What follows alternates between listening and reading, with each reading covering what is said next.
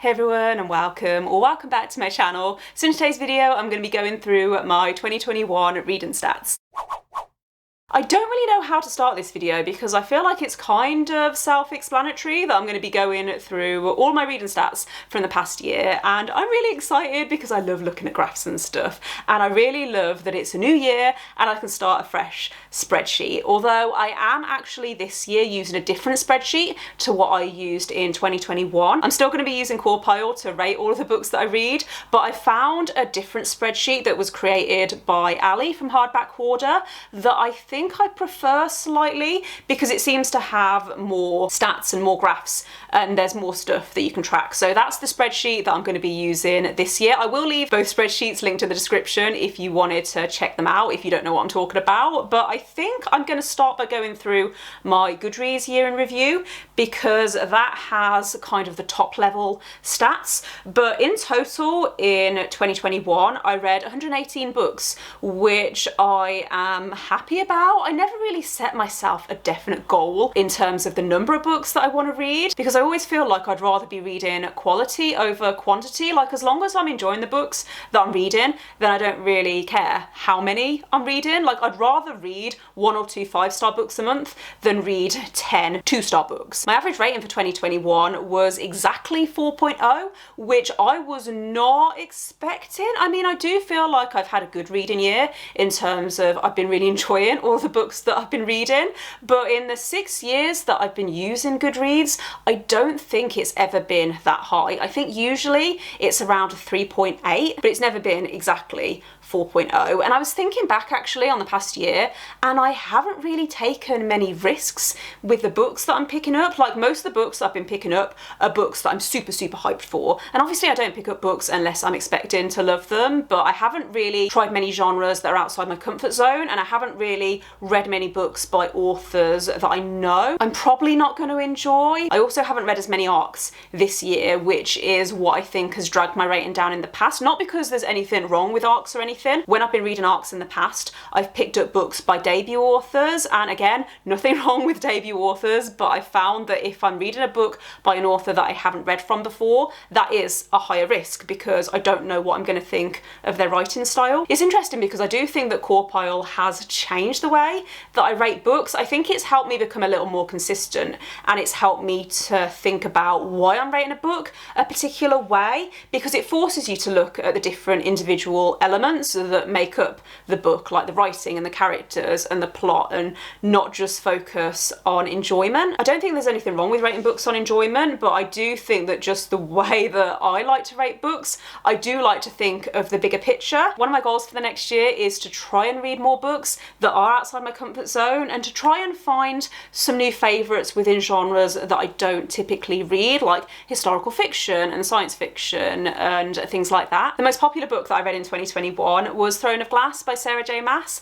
which I enjoyed. I think I gave it a 3 or 3.5 stars, but I would like to continue the series because I do think that there's potential for the series to get better as I become more invested in the characters. The least popular book that I read was Next of Kin by Kia Abdullah, which is a courtroom thriller, and I really enjoyed this. I think I gave it 4 stars. I would recommend it, but only if you're okay with more graphic content and more hard-hitting themes, because it was quite distressing at times. But I really want to read more books by this author because I've read 2 of their books so far and really enjoyed both of them. I think I've gave both of them 4 stars. Okay, so next I'm going to move on to my Corpile spreadsheet, and I'm going to start by going through books read per month because I know I already mentioned the total number of books that I read, but I like to look at how my reading fluctuates throughout the year, and last year actually it was pretty consistent. There were a couple of peaks in March and November. So in March, I think that was when I took part in Becca's 48-hour bookoplathon,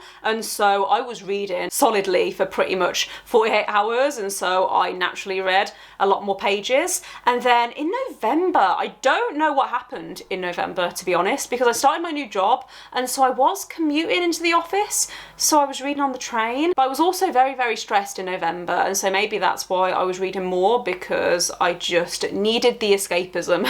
Reading method is a really interesting one because around 46% of the books that I read last year were ebooks, and then a quarter were physical books, and then a quarter were audiobooks, and then 3 were mixed media. So I think that was the Robin Hood books where I started reading them physically, and then I switched to the audiobook, and I was switching back and forth between the two. One of my goals for 2021 was to read more audiobooks, and I feel like I have done that. I definitely feel like I'm getting my money's worth with Scribd, because on average I think I'm listening to around 2 or 3 audiobooks a month, obviously depending on the length. One of my goals for 2022 is to try and read some of the ebooks that have been on my Kindle for a really long time. I don't actually even want to say the longest book that has been on my Kindle. I'm planning on doing a bit of a Kindle clear out project where I read some of those books. I've made a list of 10 that I want to try and get to, and I'm excited but also a little bit nervous because in some cases I can't actually remember why I was even interested in those books when I bought them. So it's going to be an interesting experiment.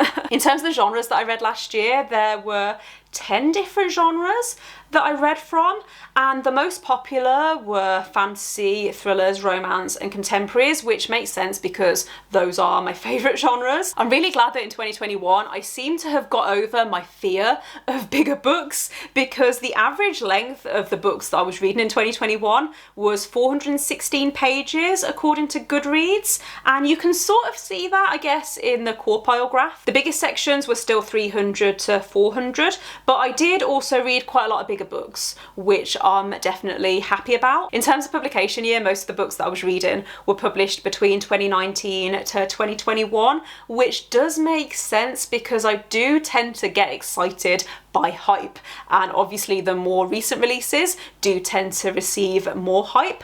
But I'm imagining that this is going to change this year because obviously with my Kindle clear out project I should hopefully be picking up more books that were published around 5 or 6 years ago. In terms of the age categories of the books that I was reading last year, 70% were categorised as adult, which does make sense actually because I do naturally tend to reach more for adult fiction, especially with thrillers and romances. I don't really read any YA thrillers or YA romances. And then contemporaries, I do occasionally read YA contemporaries, but I tend to listen to them as audiobooks because I just prefer that medium.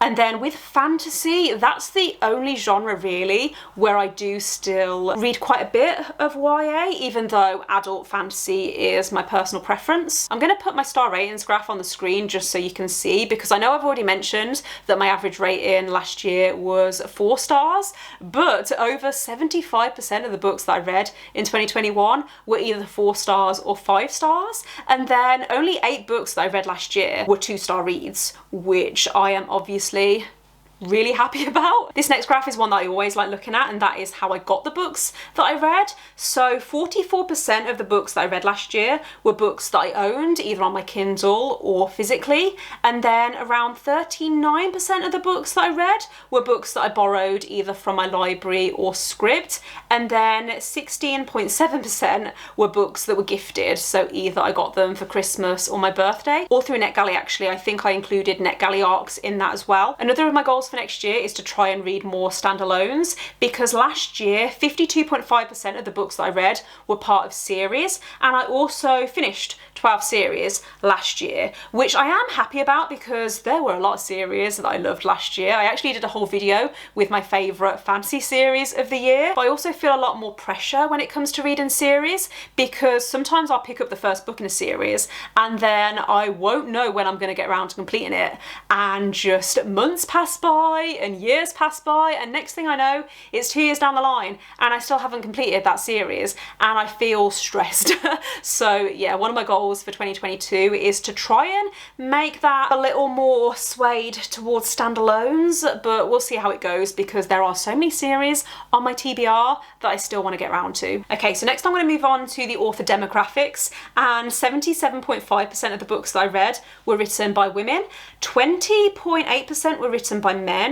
One book I read was written by a non-binary author, and then one book was written by multiple authors, and I can't even remember what that book was. Exactly 70% of the books that I read were written by white authors, and then 30% were written by authors of colour. 45% of the books that I read were written by American authors, and then 32.5% were written by British authors. The rest was a bit of a mix, and one of my goals actually for last year was to read more translated fiction, and that's a goal that I would like to continue with this year because I don't know how successful I was last year. I actually need to find a way to track translated fiction. I wonder if it's available in the news spreadsheet actually. If you do have any recommendations actually for translated fiction books, then please let me know in the comments, because so far I've read quite a lot of thrillers that have been translated and quite a few contemporaries, but I would like to try some books from other genres as well. Just realised that I didn't go through LGBTQ+ rep, so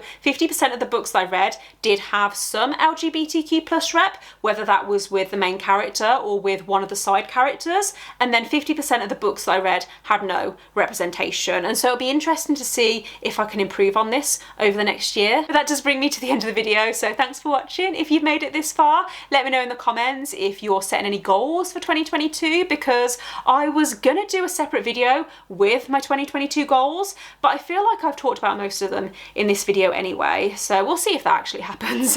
But don't forget to give this video a thumbs up if you liked it, and click subscribe if you haven't already, and I will see you next time.